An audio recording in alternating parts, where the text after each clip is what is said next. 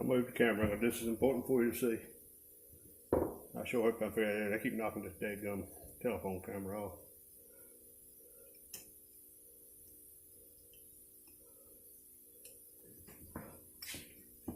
I don't know if you can tell, but there's 3 little grooves this falls in. I put nail grease, nail grease, but I put transmission assembly lube. Where I used to work, we called it nail grease, and just take too long to explain. I put transmission assembly lube on to hold it, and you got 3 different positions. I just got to figure out which position falls in.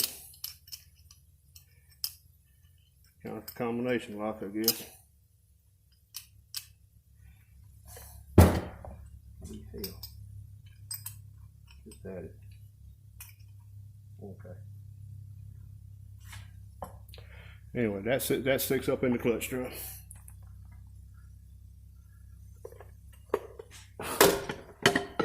What I gotta do now is I gotta line the drums up and the clutches at the same time. So that's why I just shake and feel and shake and feel.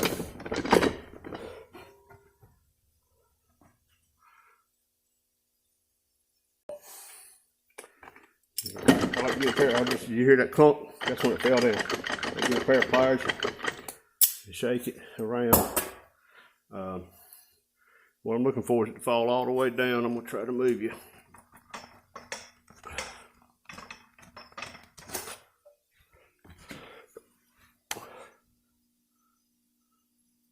Hopefully you can see in there. You see where this one drum splines down into the sun shell? That's what we're looking for.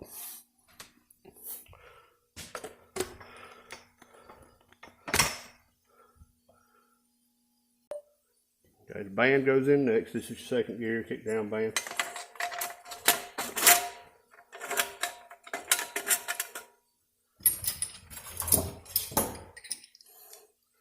This piece goes up against the anchor bolt. That goes up against the servo anchor. I like to put the servo anchor in first. This seems easier for me. You can do it. It doesn't matter which way you do it.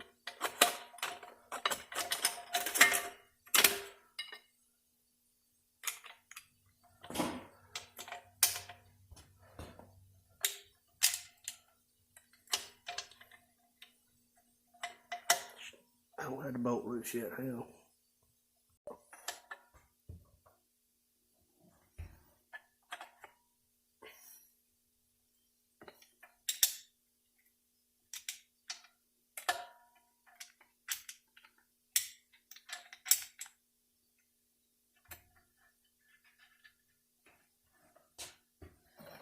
Okay, we got it snapped in down there. What I'm turning now is the band adjuster nut just to get it where it won't fall back out. All right. Next, we're gonna set the pump in.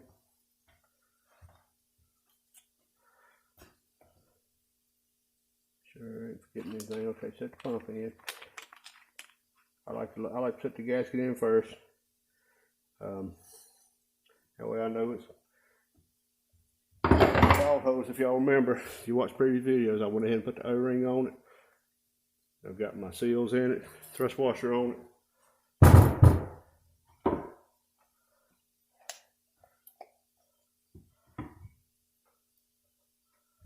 Coat this good. I know you probably can't see it, but I ain't moving the camera right now. Coat this good with blue assembly lube. All the colors mean something. Blue, they got blue, red, gold, green. I usually use blue for anything that I want to be a little bit sticky, but I want to lubricate it. I use green for anything that I'm just going to, it's a lot thicker. So if I'm gluing a thrust bearing down or something that it's going to be stuck to a shaft upside down, like the one I just did a minute ago, I used green. That way it ain't falling off. That green is going to hold it.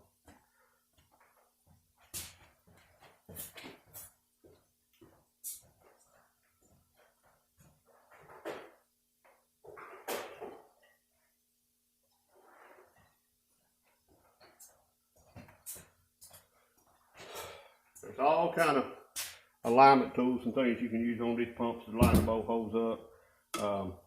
Some of them I'll just cut, 2 bolts off. What I do most of the time is I just take a screwdriver and I find the hole that lines up with the fluid passage on the pump that I'm using. This hole. And this is what I do 99% of the time. Set that thing in there, and that's lined up. It's not gonna bottom all the way out anyway. And I'm going to put my pump bolts on. They've already got the seals on the back of the bolts.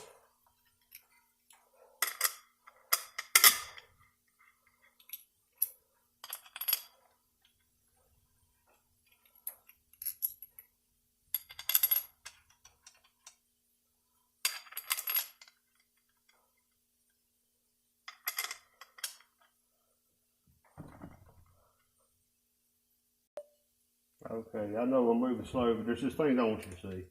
If you're gonna do this yourself, this will help you. The only time I use one of these old tools, these old speed wrenches, is on, well, mostly on pumps, but on transmissions in general. So I can feel it as it goes down. So if I'm having a problem before I have a problem.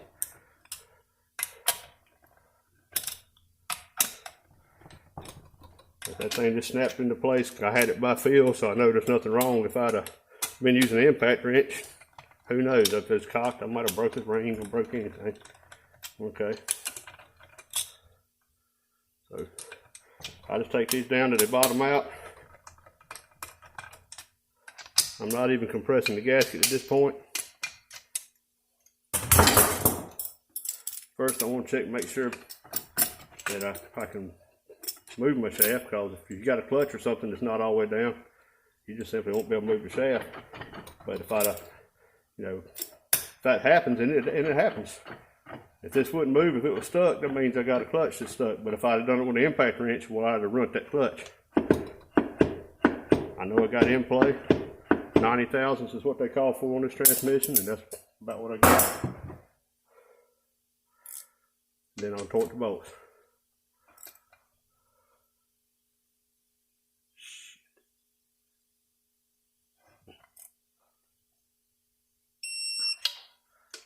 I thought I forgot to turn the camera on. If y'all heard what I said, I'm sorry. I'm brand new at this YouTube stuff, and I'll forget to turn the camera on in just a skinny minute.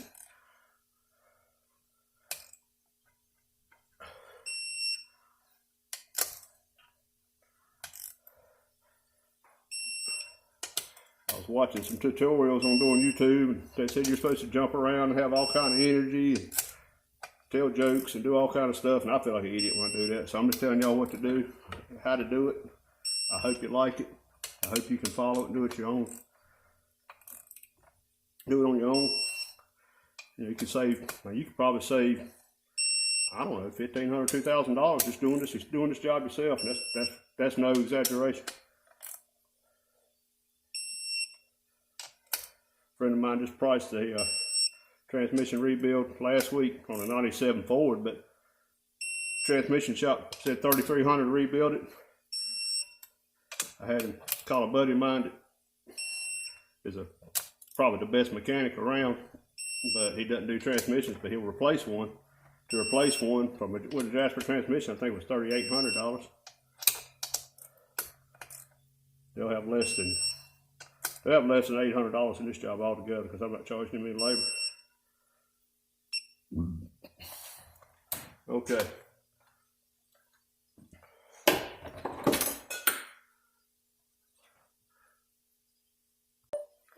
Alright, I'm putting overdrive piston in. I'm going to put blue transmission assembly lube. I'll run about out of this stuff, but I got enough to get through this job.